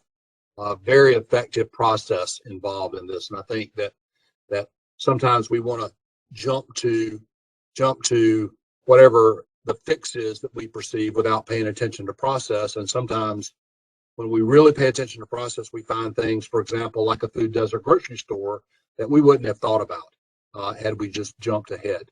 And so I think that was really important. We also did, Tafana mentioned a couple of times, we have 8 focused schools that we're going to be working on, and that's a result of a data dive that Cape Fear Collective did for us in looking at gun violence in our community, and so we can be focused in our efforts in the response to this. So very excited about this work. Billy, you and I talk about the kids that I'm seeing that are carrying guns and using them, and it's like nothing I've ever seen in my career. So I'm excited that New Hanover County is really stepping up. I'll mention our hospital is also going to be doing a hospital-based violence interruption program. It's a model somewhere out of the Midwest, Chicago maybe, Virginia's using it, and Novant is going to be developing that model as well. And there are ongoing conversations with the city about more work. This is the start, and what I'm thrilled about is that our community leadership is in this for the long haul. Thank you, Judge Corpney, and I'll just add that your district attorney obviously is extremely involved also in a lot of the efforts down there. I know the Chief Justice Newby has put together a task force on ACEs, ACEs informed courts, and your district attorney has been kind of one of the leads on that task force, and got to go down there and see a lot of the efforts that you guys are doing as far as that through that task force that the Chief Justice has put together. So just some really exciting work that's coming out of New Hanover County. I know that currently the numbers look bad, and we've seen a lot of major incidents in that community, and you can see this is how your community is responding. And the challenge I think we all want to see as a state is let's not wait for a school shooting to come up with these strategies to try to address these things from occurring. And so I appreciate all the work that you guys are doing, all the work that Winston-Salem's doing, and I know there are a lot of other communities across the state, but I did want to highlight these two areas because that's where our task force is really looking at school safety, and you guys had those two incidents to start the school year, so I thought it was important to highlight what you guys are doing. I know we're a little bit behind on schedule, but if anybody has any quick questions for Ms. Bradley or Judge Corpening, I'll be glad to take those real quick. It would be great for me to be able to get Stan and Rich's information. I think we should stay in contact. Absolutely, we'll get that to you, Ms. Bradley, and show you where they are in their initiative, and I'm sure they'd be glad to talk to you about it. All right. Okay. I know we're a little behind, so I'm going to move on to the next item. Thank you so much for joining us today, Ms. Bradley. I appreciate it. Judge Corpening, thank you for joining us today also. And I'm going to turn it over to Elizabeth Musto, who is in our policy office for the Department of Public Safety, and she is in charge of our state action plan on school safety. And she's going to tell us a little bit about where we are on the plan and how we're going to move forward on trying to measure the data in that plan. Kind of alluding back to the point that Rachel brought up earlier on about how can we measure our outcomes towards success. So, Elizabeth, turn it over to you. Thank you, Billy. Good morning, everyone. As Billy said, I'm going to speak briefly about our monitoring plan for the School Safety Action Plan. So to start better monitoring and tracking the implementation of these initiatives in the plan, our office, DPS, Office of Policy and Strategic Planning, will be collecting status updates from lead agencies on action plan initiatives on a quarterly basis. And this will we'll pull these together to produce a quarterly status report. And the quarterly reports will be shared with the task force and the committees to help inform monitoring and update of the plan. And ideally, this will sync up with the task force quarterly meeting schedule so that the task force and committees will be able to review the plan before those meetings. I think many of you are familiar with the state school safety activity report that we've been sending out for a couple of years now. So this would replace that report. So for those of you who are already providing inputs for that, we won't be reaching out to you for multiple different reports. There's a lot of overlap, I think, between the initiatives and the action plan and the activities and the activity report. So, we're not going to be reaching out to you twice. It'll just be for the quarterly status report for the action plan. And then our intent is to put together an annual report, likely starting probably in January of 2023. And this would highlight some of the accomplishments for the action plan and next steps.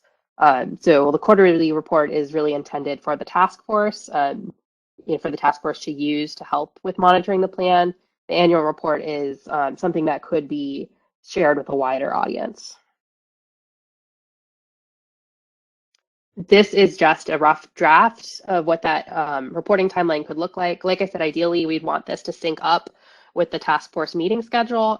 So based on this current meeting today in February, if the task force were to continue meeting on a quarterly basis with their next meeting in May, then we would begin the process to collect the status updates in March, and then aim to have that report, that first quarterly status report, completed and shared with the task force by April. That way the committees would have a chance to review those reports and to meet and discuss as needed. And then we would just continue this process on a quarterly basis. But like I said, this is just a a draft schedule that's subject to change. But we would want to try to sync that up with the task force meeting schedule. So as you already know, the subcommittees have been tasked with helping to monitor the implementation of the action plan. So our thinking is that this quarterly report would provide a mechanism to help them do that. So our recommendation would be that the subcommittees meet at least quarterly before the task force meeting to give them a chance to review the status reports, and then they could identify any gaps and make recommendations as needed. Also, identifying if there are any challenges to implementation based on those status reports, and then, making recommendations either to address those challenges or if we need updates to the action plan. If, some of the initiatives need to be adjusted, or it looks like there's some things that are already completed where maybe we need to be focusing on something else instead, then the subcommittees would be able to identify those. And this is also just a draft and subject to change, but just to give you an idea of the kind of information we would be asking for, at least to begin, I think it would be pretty simple with room to expand it as we begin getting more data. Joanne McDaniel already did a lot of work to identify who the lead agencies were for these different initiatives. So we would be reaching out to those agencies, and then for those initiatives, just asking for a simple status update. Is this something that you're already working on? Is it, not started, already completed? And then just to provide any update information they have. And with that could also come information about, future plans, next steps, or any challenges to implementation.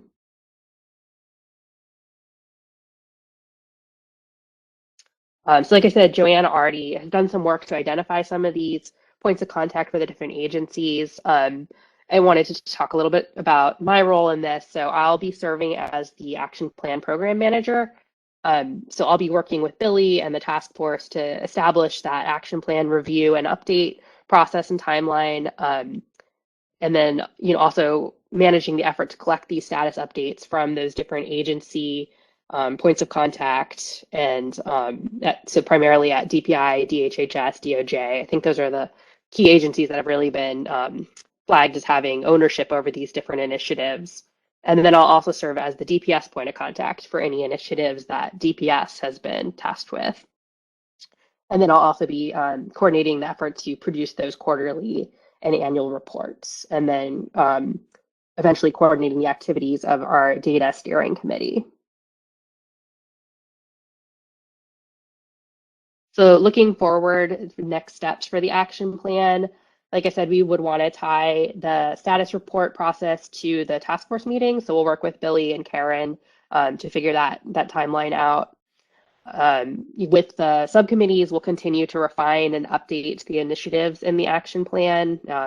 As you all know, this is a 5-year action plan, so that's something that is going to be, updated over those 5 years. It's not a static document. We want to make sure that it really is adapted to meet the needs of the schools, and that, as these different initiatives evolve, that we do update the plan accordingly. And then also we'll be establishing a data steering committee, which I think we've mentioned a little bit in the past. I think this will likely begin this outreach probably after that first quarterly status report, just to kind of establish a baseline of where the different initiatives stand. And that'll give us an idea of kind of who to reach out to for who the different data owners are, where those data points live, which initiatives we might already have some data for, which ones we might need to work on.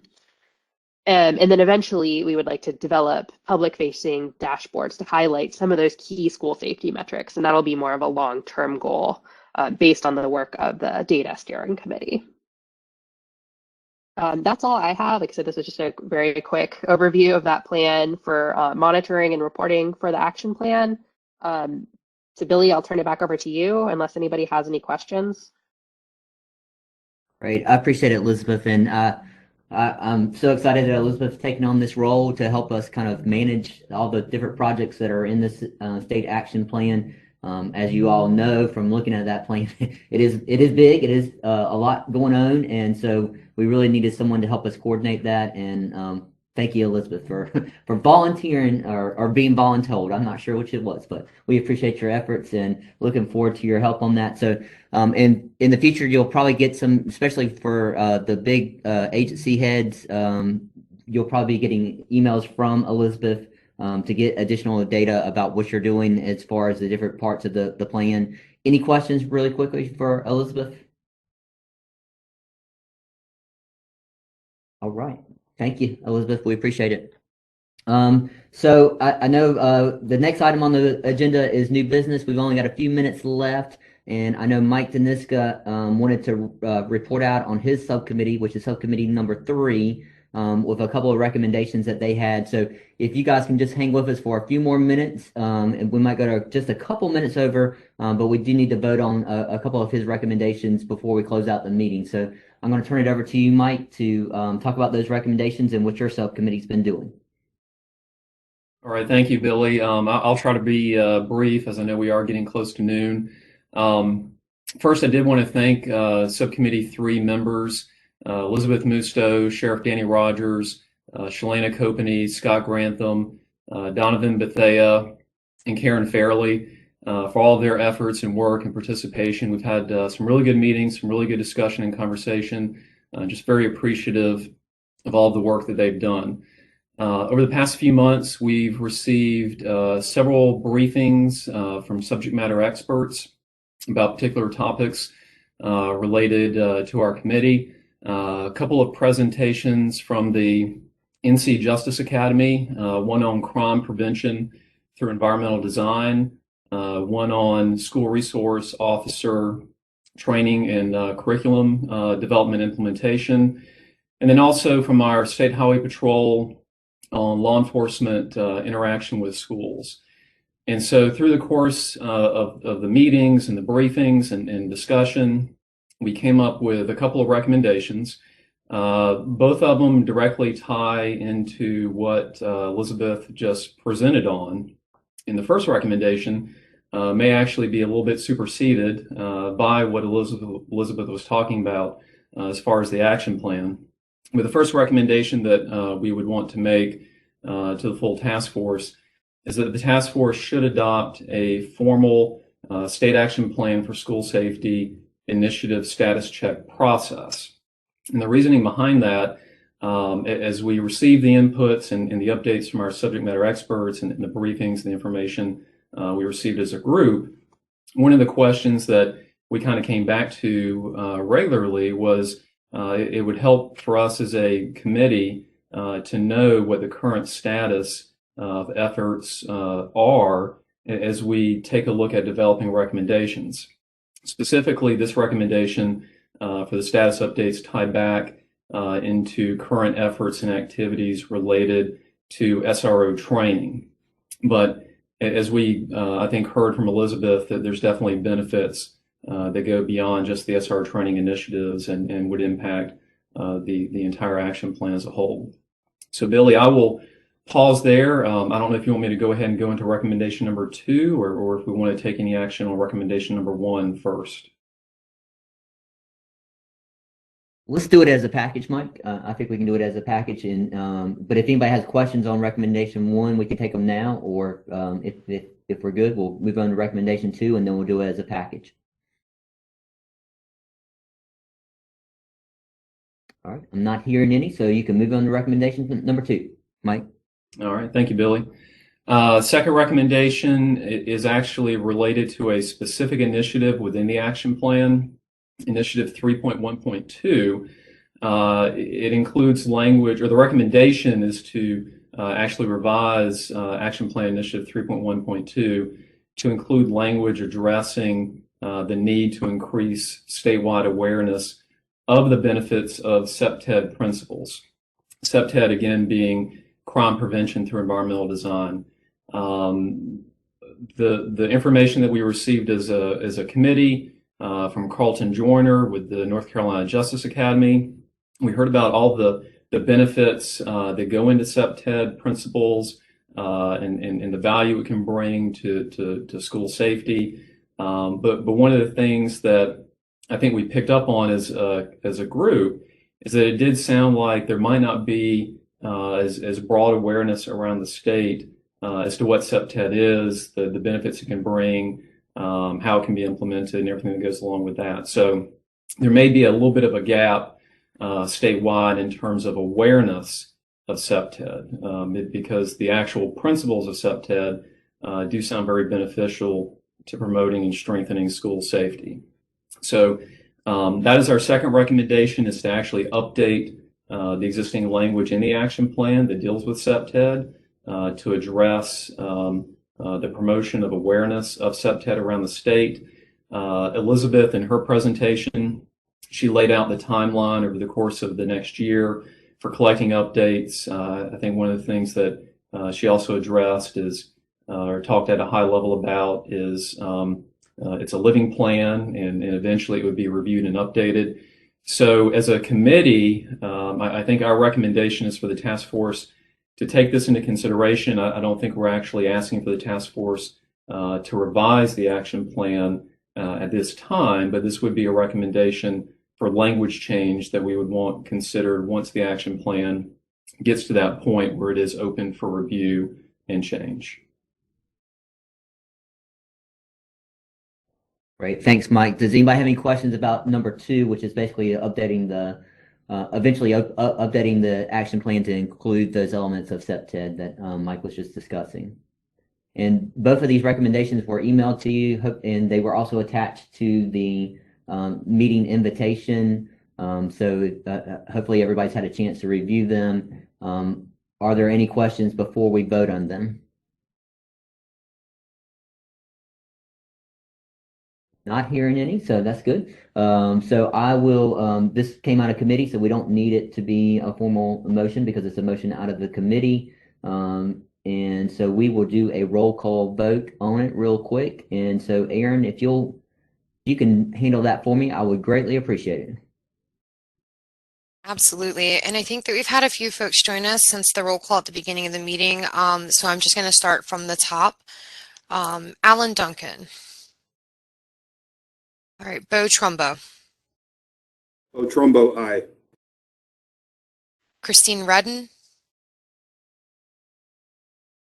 Christopher Suggs.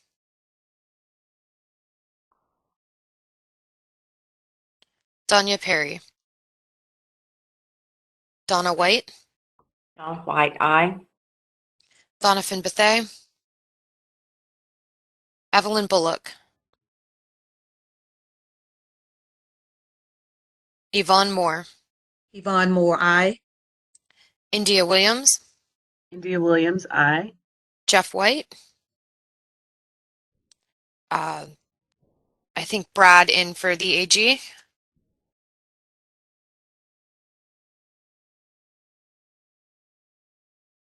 I think you might be muted.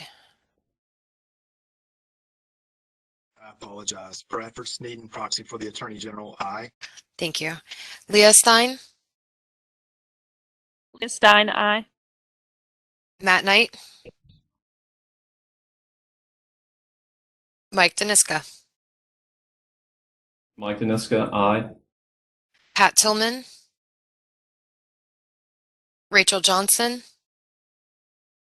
Rachel Johnson, aye. Sandy Bennett. Shalana Copany. Shalana Copany, aye. Danny Rogers. Stephanie Ellis. Stephanie Ellis, aye. Vanessa Barnes. Vanessa Barnes, aye. And Billy Lassiter. William Lasher, aye. Thank you, Aaron. Thank you for the roll call vote. Anything else, Mike, before we turn it over to the next item? No, Billy, that was it for me. Thank you. Okay, excellent. I know several of the other subcommittees have met and have been talking about different things. I don't believe any other ones had any items that needed to be voted on. Is there any other subcommittee chair that would like to speak or give us an update on anything they've been doing real quick? Okay. I understand that. Did I hear somebody? I'm sorry. I'm so sorry. It took me a second to unmute. This is Stephanie Ellis, Excellent. subcommittee number 5. And Alan Duncan, India Williams, Leah Stein, and Pat Tillman all serve on the committee. And we have just an upcoming meeting on February 28th at 11:30. And we have invited some others to join, some experts and things like that, or we will be, and we're going to discuss further about that at our committee meeting. So we'll be able to share more at our next group, but just wanted to provide that update. And thank all of them for serving on the committee. Thank you, Stephanie. It's good to see you, and we appreciate you taking the leadership role as the head of that committee. I saw something pop up in the chat. Aaron, can you read that real quick? Evelyn Bullock is confirming that she couldn't unmute, but she is an aye vote for the recommendations. Great, thank you. We will mark that down. Excellent. Any other subcommittees real quick before we close out for the day? All right, so I just want to thank everybody for joining us and taking the time today to be part of the task force meeting. I know a couple of the subcommittees haven't met since the last time, but we will certainly work with those chairs to make sure that the subcommittees are meeting. If you are on a subcommittee and haven't been getting the invitations, please let us know that so that we can make sure that you're involved. And we are recruiting members to be on those subcommittees. The task force members are obviously appointed to their role. So all of you that are on the task force are actually appointees onto the task force, some from the General Assembly, some from the governor, some from DPI. And so all of you are voting members in the subcommittees. If there are expertise that you need to involve in your subcommittee, you can invite whoever you need to bring into those discussions to be part of that conversation. We just have to make sure that the voting members are the ones that actually vote on any recommendations that come to the full task force. So please feel free to initiate any of those invitations. If you need a letter from me or Karen to help you get people invited that are expertise on those things, we will certainly be glad to help you reach out to any experts that you need to bring to the table to be involved in that conversation. So another role that Elizabeth's going to be playing as the overseeing the action plan is she's going to help put out the upcoming meeting dates. So we're going to have all of the additional meetings for the rest of the year that will come out to you in the next few weeks here. So you can go ahead and put those on your calendar and we can plan for them. We hope to do these meetings in the future in person. Hopefully now that the numbers are starting to come down for COVID, we're hoping we can do them in person. I know that may be difficult for some of you, so we will look at a hybrid model where you can join by WebEx if you would like to do that. But we would love for you to come in person when we have the next meetings, and we'll get that information out to you. Once again, thank you for joining us today. I really appreciate all the presenters today that came and were part of the conversation. If there's a future topic that you would like to see as a task force member that we cover, or a presentation that you think would be really important for everybody to hear about, please let us know that, and we will absolutely look at adding that to the agenda in the future. We definitely want to take up the FRED assessment issue because I know that training's coming up on that in the next couple of months, and so we'll be looking at that being on the agenda in the next at the next task force meeting. So thank y'all so much, and we will adjourn our meeting, and y'all have a great weekend.